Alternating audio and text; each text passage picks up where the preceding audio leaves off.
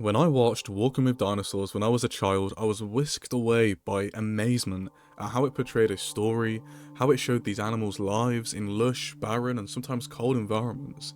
It brought unknown animals to the forefront, like Coolosuchus, Ornitholestes, and Phranaxodon, which brought eyes to the lesser known areas of prehistory, and to this day, the original remains iconic as a cornerstone of dinosaur documentaries.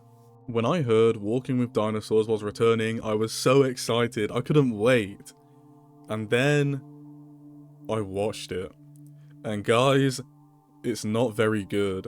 From the sound design, the musical scores, the CGI animation, the stories actually in the episodes, it's all kinda mid. And I know people say you can't compare it to Prehistoric Planet because it had a much larger budget. You are right, but I can't wrap my head around how the original that came out 26 years ago still has better CGI and animation. Prehistoric Park, the best dinosaur documentary that ever existed, came out 20 years ago, and that looks so much better. And before I start ranting, let's get into episode 1, and I'm going to be giving a brief overview of what happens in each episode, what I like and dislike about the episodes. So, let's get into it. Episode 1 follows an orphaned female Triceratops called Clover. Oh yeah, they name the dinosaurs in the episodes. I find it incredibly cringe. I know it's used to humanise the animals, but I don't think it works here. It kinda takes me out of the immersion of the episode when the narrator is calling them the same name you'd call your dog. 8 minutes into the episode, we see the scene where Clover gets confronted by an Inferno Draco guarding its nest. Oh, and I'm going to have to use a lot of images from the episodes as I don't want the BBC to give me their BBC. The Asdar kid pecks at Clover a few times, misses, picks up its egg, and that's the end of the interaction. The episode then cuts back to one of the 9 human segments in the episode. 9. The human segments in a dinosaur documentary can work if done right. Here, they're used to try and tie the fossils to the dinosaur's story in the episode. They go to dig sites, bring out pre-prepared fossils, and explain to each other what they are. These guys, it doesn't work. The acting in some of these scenes is so funny. Later in the episode, they try and make these segments mysterious, but we've already seen the dinosaur on screen that they're talking about in the episode. So it just doesn't work.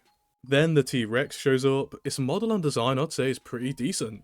You know, we've seen better, but we've certainly seen worse. So I'd give it a 7 out of 10 Rex design.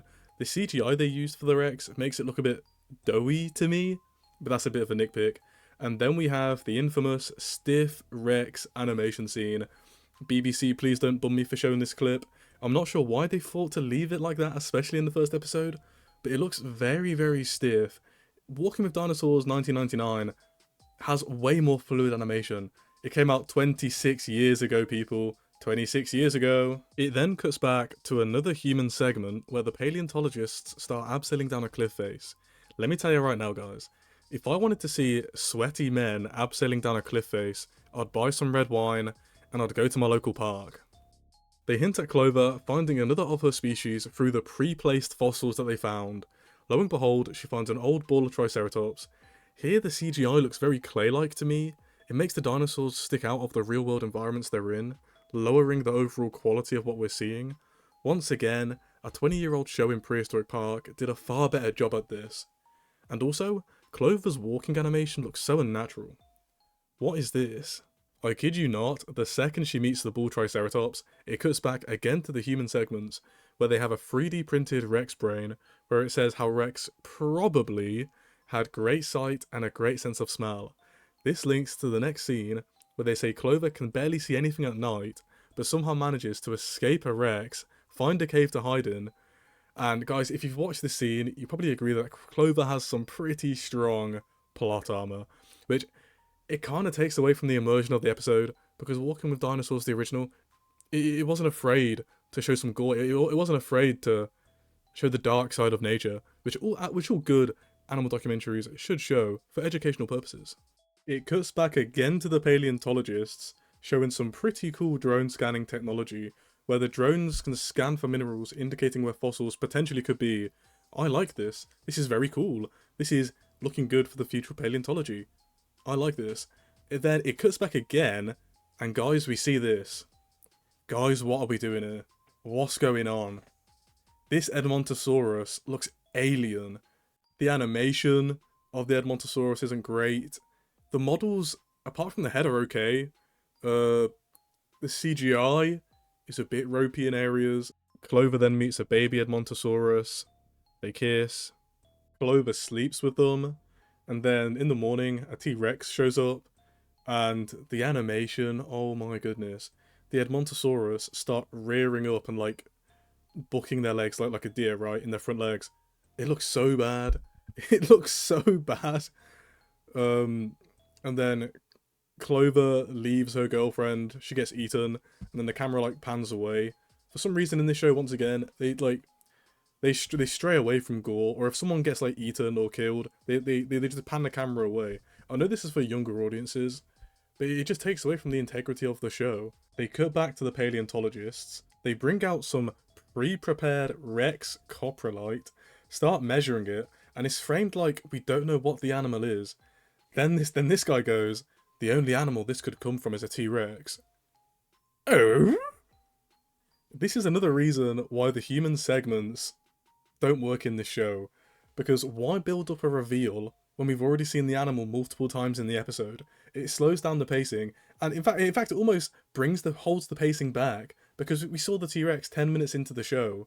We cut back one final time to see a Rex attacking the bull trike and Clover. I love the trike flushing its frill. It's a nice thing to add, and it's quite intimidating to think about it, if trikes could actually do that. Quite scary. The CGI in this scene is probably the best in the episode. The dark lighting does help with that. But guys, it only goes downhill from here. The sound design in this scene is awful. They used free stock animal sounds for both animals, and it made them sound so generic.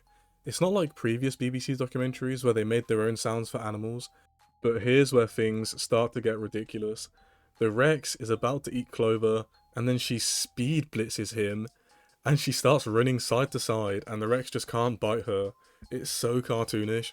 This scene alone spits in the face of the original series, because it's just so bad. It's so childish. The excuse they gave for this is that Clover's fossils didn't have any sign of predation, and they said that if a T-Rex ate Clover, she wouldn't have any remains at all.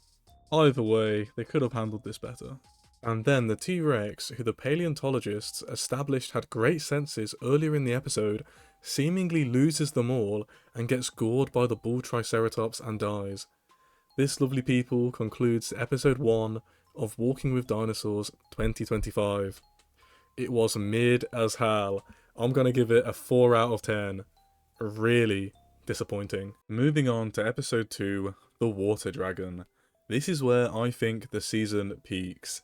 The cinematography, the CGI, animation, themes, music, the lighting, and the actual story of the episode are all pretty good.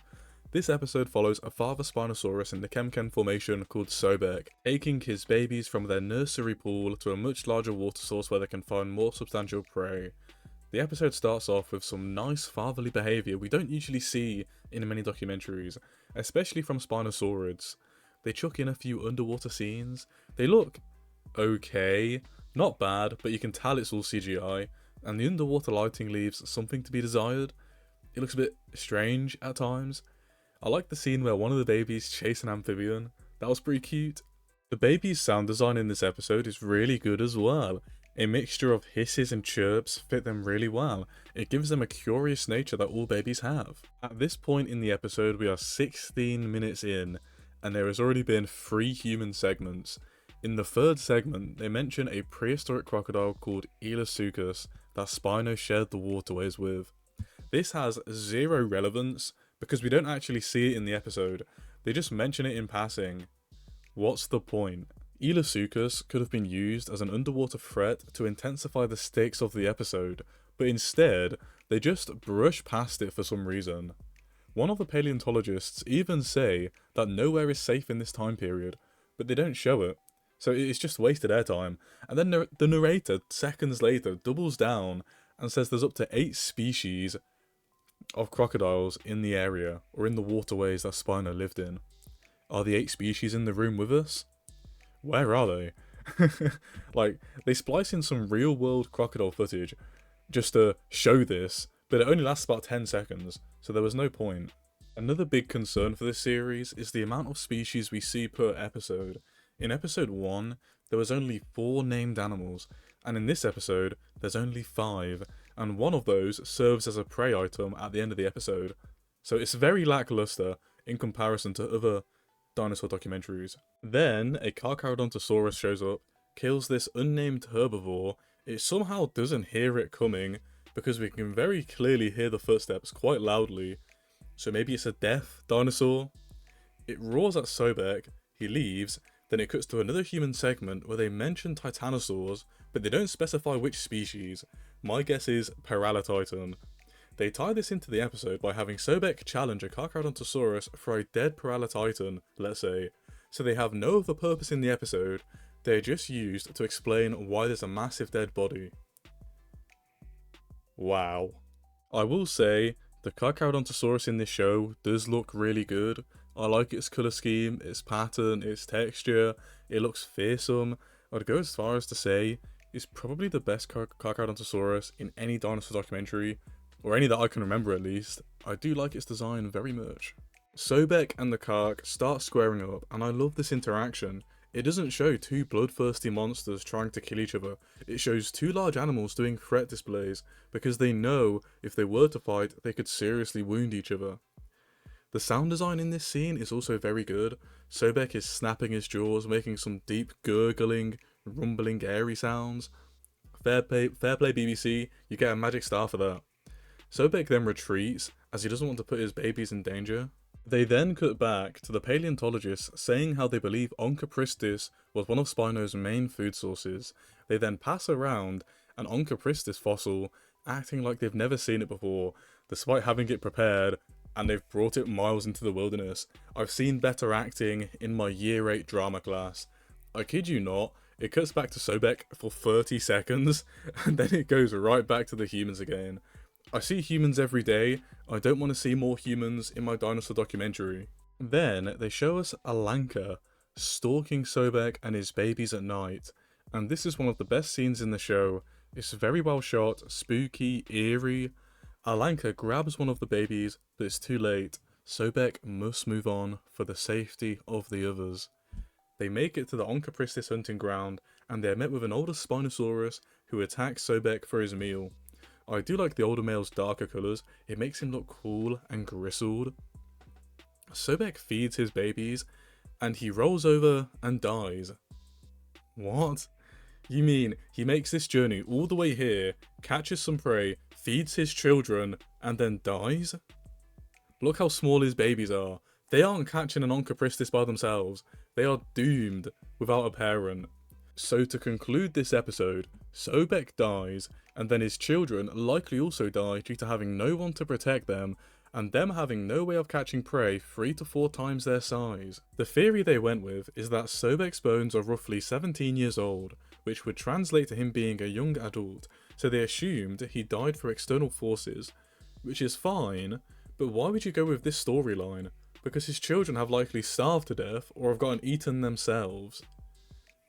It just takes 5 minutes of thought to realise, maybe this isn't the best. Bear in mind, his children ate once in the episode, and then the narrator says, Sobek likely didn't see his family grow up. Who's gonna tell him? His family didn't grow up. It's ridiculous. This episode, probably the best in the series in my opinion, gets a 6.8 out of 10. Episode 3, Band of Brothers, follows a pack of Utahraptors who trail a group of Gastonia who are racing to adulthood.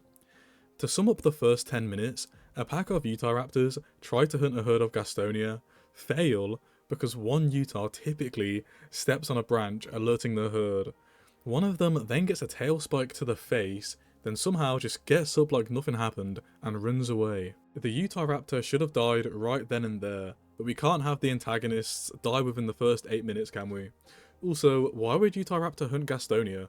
There were many better prey options like Cedvorestes, young Iguana Colossus, Hippodraco, Martharaptor, and even Falcarius.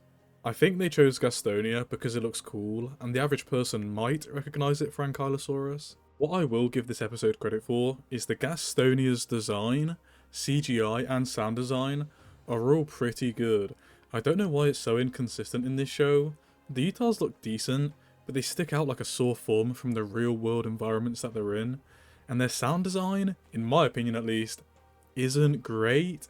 They sound too like magpies for my liking, but this episode does have some really good cinematography, so it's got that going for it. The main character, George the Gastonia, leaves his family to find a herd of young males. They start headbutting and playfighting. It is some nice speculative behaviour, but in some of the scenes it kind of feels a little bit anthropomorphic. Maybe I'm reaching, but in one of the scenes it definitely felt like it.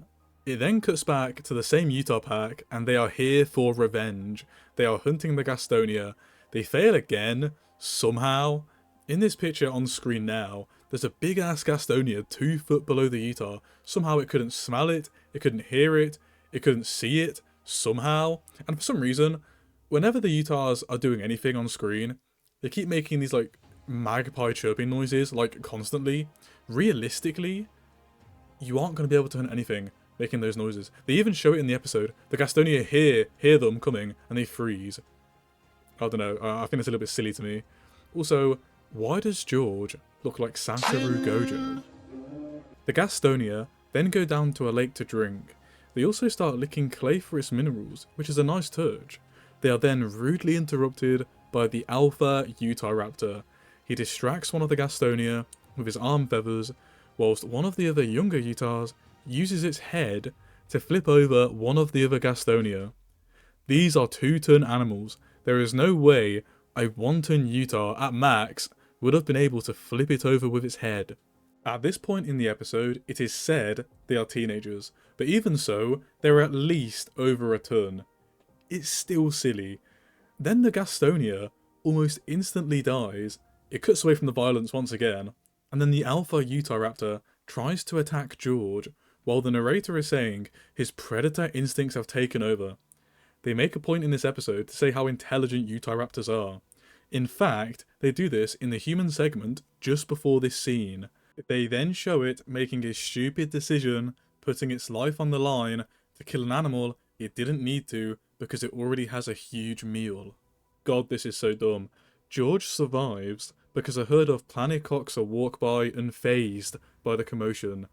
Then the Utahs just chase them instead, leaving their meal. What is this plot armor? The show just reverts back to the mindless carnivore stereotype. We are in 2025, people. 2025. And this whole scenario is such an asspull. They found what they think is a Planocoxa footprint in the same formation, so they just said, yeah, let's turn the very intelligent Utahs into mindless killing machines and just say this happened. The Planocoxa look good too. They are wasted. It's like the sauropod in episode 2. There's no deeper meaning or reason for them to be there, apart from being dead or being killed. It's not like Prehistoric Park, where it showed the environmental effects of sauropods, where they upturn soil, exposing insects for Microraptors to eat, or in the original Walking with Dinosaurs, where pterosaurs fed off the ticks on their skin. Nope. Sauropod here, sauropod die. Planocoxa here, Planocoxa die. What a waste. Time has passed, and now our boy George is now an adult Gastonia. The narrator then says, with the Planocoxa gone, the Utahs are starving. So that implies there's only 2 animals in this entire area. We see 3 dinosaurs in this entire episode. 3. And one of them is used as an awful plot device. What are we doing here? What are we doing? The Utahs then launch their attack on George and his friends, but now George's tail does damage, and he kills the alpha Utah. Then the rest of the pack back off. A forest fire then breaks out, leading the 2 groups of animals together again. The Utahs do this stupid thing where they ignore the fire around them and try and hunt the Gastonia, but they get scared by a falling tree, run into quicksand, and then they all die. Yippee. George's death was quite sad though. His armor weighed him down in the smoke, and he was getting out of breath, so he collapsed. Poor guy. Same for his friends. That seems actually quite sad. I'll give him credit. I'll give him credit. And that concludes episode 3 of Walking with Dinosaurs 2025. Because of the mindless carnival scenes, I can't give it more than a 6 out of 10. And you may also be wondering why I barely mention the human segments from this episode. It's because they did the same thing of one paleontologist saying the obvious to another paleontologist who already knows what they're being told. They also explain things after we've already seen them on the screen, so it kinda just holds up the pacing of the episode. But anyway, on to episode 4. This episode, The Pack, we follow a teenage Albertosaurus trying to earn her place in her group. Immediately, the episode starts off with her hunting an Erinoceratops, who looks pretty good, but the CGI makes him stand out of the environment quite a lot. The narrator, who's been doing a good job so far in the show, says Rose the Albertosaurus might just be the fastest land carnivore on the planet. Now guys, this is going to be a massive nitpick, but I don't think the show should be framing things as facts, but then also leave them open-ended just in case they are wrong. Now, I'm going to go out on a limb and say no, Rose the Albertosaurus wasn't the fastest terrestrial carnivore on the planet, or that ever existed, dinosaur-wise. Yes, Albertos were probably really fast and had powerful long legs, but the fastest terrestrial carnivorous dinosaur ever? Did you eat? I'ma ask you again. Did you eat? I'd probably give that to some raptor species. Oh, and Rose's quoted speed is 30 miles an hour. That's only 2.2 miles an hour faster than Usain Bolt. There is zero chance the fastest carnivorous dinosaurs could run only 2 miles an hour faster than a human in a straight sprint. Anyway, sorry guys, the Erinoceratops forces her to retreat. It then cuts back to a human segment where it seems like they are actually conducting a proper dig and have actually found fossils without pre-preparing them. The narrator then says they found Rose's leg bones. Oh? So they just happened to find the bones of the same Albertosaurus they were making the episode about. If I say what I think, I'm in big trouble. They then show the leg bone fully revealed, making me think the dig was fake, and they just brought pre-prepared fossils again. Oh, and they do the same thing where they mention how the fossils indicate that Rose would be a fast runner, despite the show already showing us this and the narrator telling us this. They then spread out a sheet of fossils, but the episode makes it seem like they've just discovered them and pulled them from the ground. I mean, I've seen episodes of Dino Dan with more integrity. Apparently there's a Dino Danner now. Interesting. It cuts back to Rose and her group in a cave, showing they have close, intimate bonds. I like how the show portrays this, because it veers away from the mindless killing machine stereotype that carnivores have, but it's also very ironic, because the last episode contradicted this. Rose's pack is led by a matriarch, who seems to disapprove of Rose, and for some reason, the show makes it seem like she's jealous of Rose and her mate. I can only assume that's because she gets no play. I mean, we've all been there, right? But would Albertosaurus act this way? The pack of 7 Albertos go on the hunt for some Edmontosaurus. Now, I don't know what it is with this show and the alien-ass looking Edmontosaurus, but in my opinion, they just don't look great. The CGI for them in this episode also isn't great, and this one kinda looks half human, so I don't know what's going on there. The Edmontos have taken a longer trip than usual, so the Albertos have to change course and hunt something else. Cryodraken. Now I must say, all of the Azdarchids in this show all look pretty good. Probably the most consistent thing in this show, to be honest. The one downside is, they're the only pterosaurs shown in the whole series. The Cryodraken is scavenging on a large ammonite that has been washed up on a beach.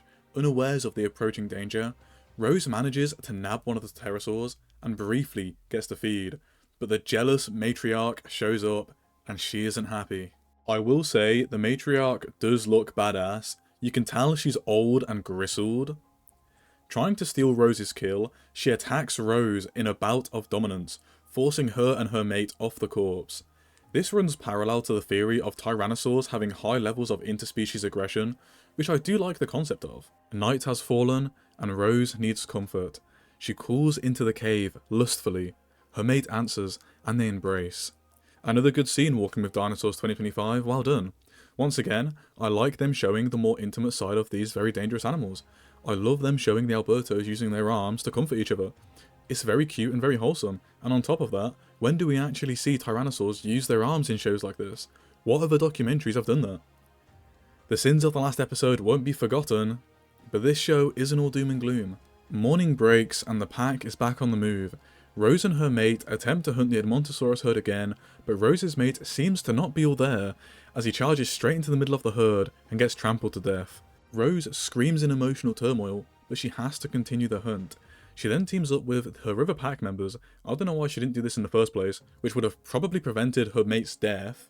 They charge the herd with Rose, singling out an old bull as she steers him towards the waiting matriarch, who effortlessly kills him.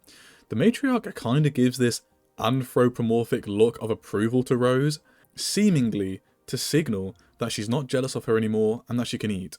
Suspiciously, after her boyfriend's death, they leave the episode off by finding a baby Albertosaurus jawbone, and they imply Rose could have had babies. But my question is, with who? Now what if I told you the matriarch is actually a patriarch? Do you not find it suspicious that she sent only Rose and her mate to initiate the hunt, meaning there was no one else to stop him from running directly into the herd, getting himself killed? She's an experienced hunter. She must have known it was too dangerous for two young, inexperienced Albertos to handle. It all makes sense now. The matriarch wasn't jealous of Rose, she was jealous of her boyfriend. The second they start getting intimate at the start of the episode, the matriarch interrupts. This episode emphasises how much these animals bond with each other, so why wasn't the matriarch sad when one of her pack mates was killed? In fact, why did she look happy? That's not very characteristic of a matriarch, unless she wanted him out of the picture and purposely sent him to his death. But why, you ask? Guess who has the mating rights in animal social groups? The alpha, i.e. the matriarch. Also, did you notice all the males throughout the episode have a blue coloration? And what colour is the matriarch? Blue. We also know false females exist, where males pretend to be females to sneakily breed under the more dominant males' noses without them knowing. Who's to suggest the matriarch didn't do the exact same thing? Over the years, he could have climbed the ranks by pretending to be a female while simultaneously sending his competition off to their deaths, allowing him to breed with the females uncontested. This proves that he sent Rose and her mate to hunt the Edmontos hoping he would die, so he would have nothing in the way of him claiming the natural breeding rights with the only female in the group. Ugh, God, I hate men! Overall, this episode is decent. The Albertos look and sound very good. Their animation, their CGI, is also pretty on point. But this episode to me feels like it's missing something to make it really stand out. It is just a pretty generic episode of a dinosaur documentary outside of the intimate scenes. So I'll give this episode a 5.8 out of 10. It didn't do much for me, to be honest. But on to episode 5. Episode 5, The Journey North, follows a Pachyrhinosaurus baby, Albie, and his mother on their journey to their northern nesting ground. I will say, guys, this is by far the most boring episode in the show. Barely anything of interest happens. The Pachyrhinos look and sound decent. Albie walks in a very cute way, which is cool, which is nice. The first happening of the episode is when an unnamed Azdarkid briefly swoops down and tries to eat Albie, but his mother chases it away. Now this scene to me feels very, very lazy, because they literally call the pterosaur an Azdarkid, and not an actual species name. It also looks like they reused the model of the Cryodraco from the last episode, which is pretty lame. And the scene lasts for about 20 to 30 seconds long, and we never see the Cryodraco or the pterosaur ever again in the episode. It's very disappointing. We then go to some male Pachyrhinos clashing for dominance, which was cool to see. It was nice how they did it. But in the midst of this, Albie somehow loses his mother, despite being right next to her in almost every shot in this scene. I think they only did this to flesh out the episode, because we are over halfway into the episode and barely anything has happened. Albie losing his mother also amounts to nothing, because in the next scene, she emerges from the forest and finds him. Just like that. There is zero depth, zero trepidation, zero anything. That is it. Then the Gorgosaurus show up. My problem with these is they reused the Albertosaurus models from the last episode. Yes, Albertosaurus and Gorgosaurus looked very similar, but did they really need to look identical? Also, why would they have two very similar looking Tyrannosaurs feature in episodes that are back to back? Because it feels very samey. Albie then thinks it's a good idea to wander away from the herd at night because he heard a noise. And guess what? It's the alien ass looking Edmontosaurus. Again for the third time in this series. I'm gonna have nightmares about this thing. It's so ugly. What is this show's fetish with Edmontosaurus? We've seen 3 different Edmontosaurus, 2 in episodes back to back. And I'm not even joking. In every scene they look so bad. Their CGI, their animation. Path of Titans modded Edmontosaurus looks better than this. The Gorgosaurus then suddenly show up and kill the Edmonto. Their only purpose in this episode is to show how much of a threat the Gorgosaurus are. It is very shallow, and the Edmonto is just... it's so dumb. It just kind of stands there like, huh? As they move in. The Pachyrhino herd near the end of their journey, but then the Gorgosaurus are back. Despite killing a 6-ton Edmontosaurus a few hours ago, which should have lasted them over a week, they for some reason have abandoned their kill, and they start descending on the herd. But then a storm starts and they all die in a flood. I kid you not, that is the whole episode. I don't know about you guys, but I'm kinda getting bored of the whole flooding niche in dinosaur docs. Yes, I know it happened, yes we have evidence, but I've seen it in so many dinosaur documentaries now. I'm kinda getting bored. And I just want to get this episode done with. This episode was a 4 out of 10. It was ass. Thankfully, episode 6 is a lot better. It's easily one of the top 2 best episodes in the series. I love how this episode shows how interesting and unique sauropods could be. It shows a really different side to them that we don't usually see in documentaries. Sauropods are a very underrated group of dinosaurs, so it's great to see them get some love in this episode. And talking of this episode, we follow an old male Lusotitan going through the trials and tribulations of the mating season. The episode starts off with 2 Torvosaurus competing for a dead pliosaur carcass. It's nice to see Torvosaurus again, as we don't really see it in many documentaries. They look a bit strange at times and a little bit shrink-wrapped, but generally they have an okay design. Old Grande then shows up out of seemingly nowhere and scares the Torvosaurus away. He then tracks down a female Lusotitan to see if she's receptive to his advances. After finding the female, a younger male shows up to take his girl, but Old Grande puts on a threat display to dissuade his advances, but as he turns around, the younger male sneak attacks him and pushes him on the floor. Old Grande damages his leg, but I do like how they don't just show him dying instantly, like how other shows show when big dinosaurs fall over, they just die instantly. I like that. A while later, Old Grande manages to get up on his injured leg and find some bones to perform osteophagia, a practice of eating bones for their minerals to help heal wounds. It's really cool they put this in the episode. You don't usually see sauropod behaviours run this deep in dinosaur docs, so I like to see it. Old Grande then decides to rest his leg as the pain is getting immeasurable. A Torvosaurus notices this and waits for him to grow weaker. The Torvosaurus then tries to attack Old Grande while she's asleep, but Grande just pushes him off. It did 0 damage. A few days later, Old Grande is able to stand again, and he's on the search for the female. Since she's days away, Old Grande uses seismic communication to find where she is, which is cool as hell. I don't think we've ever seen that in a dinosaur documentary before, where a dinosaur uses seismic communication to find a mate. That is cool as hell. Old Grande manages to find and catch up to the female again, and they look happy to see each other. Then the younger male enters the frame, and the big boys start fighting, pushing, biting, and stomping at each other. The younger male pins Old Grande, but Old Grande swoops him, and the younger male falls down and dies. Celebrating his latest murder, Old Grande puts on a courting display to try and impress the female. The female is losing interest, so he pulls out his bull's head, his air sacs that are on his head, which are a nice, very interesting design choice. And this works like a treat. She loves his head balls. She can't get enough, guys. She can't get enough. They mate and then they live happily ever after. And that is the final episode of Walking with Dinosaurs 2025.